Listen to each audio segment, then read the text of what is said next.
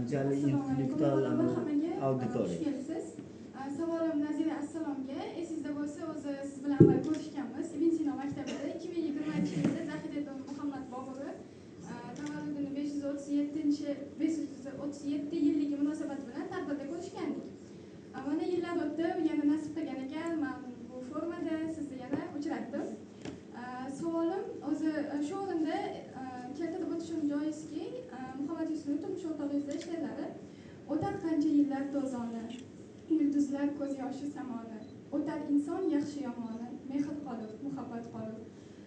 O'zi umuman tadbir boshlanishidan oldin ham o'sha eski rasmlarni ko'rib chiqdim, o'sha tadbirdagi biz ko'rishganimizdagi esimda qoldida, shu she'r darhol yodimga keldi. Savolim bo'lsa, hozirgi kunda mana shu adabiyotga qiziqayotgan yoshlarga munosabatingiz, ya'ni ularning ijodiga maslahatlaringiz qanaqa? Endi avvalo biz yoshligimizda, o'sha bola paytimizda deymizmi, o'smir paytimizda o'tiring qizim. She'rlar yozib, u paytda gazeta jurnallarga gap so'zlarim jo'natardik. Bu paytda shunaqa edi. Va shunaqa bir nasihatlar, maslahatlar javob yozishardi. Qalamingiz ancha charxlanib qolibdi, ko'proq yozing, she'r mashq bilan sayqal topadi. Mana shunday bir nasihatlar qilishardi va albatta o'qish, o'rganish, Muhammad akadan olgan yana bir yaxshi bir sabog'im tarixni yaxshi o'rganish, o'sha ulug'imsan vatanim, ya'ni vatanim she'rini mana bugungi kungacha nafaqat mana qo'shiq sifatida ham hozir o'sha Sevara Nazarxon aytgan vatan haqida madhiya degan bir nom olgan. U birinchi o'rinda nima? U tarix, bilasiz, boshdan oxir tarix va har tomonlama o'z egasini topgan albatta. O'sha hofizam, shoiram. Albatta bu Muhammad akaning o'zlari oldin ham sizlar bilan gaplashganmiz o'sha joyda yuraydan.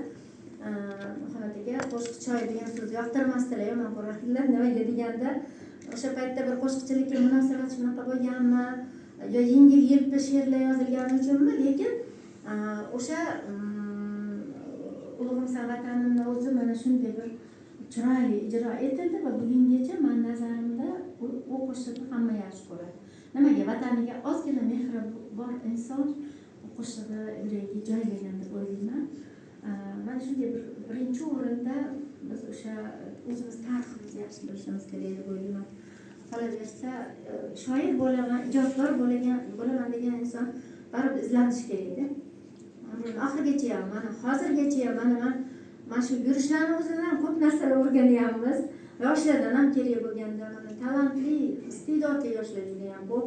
Bizning gazetamiz bor, mana shu bahonada aytishim kerak.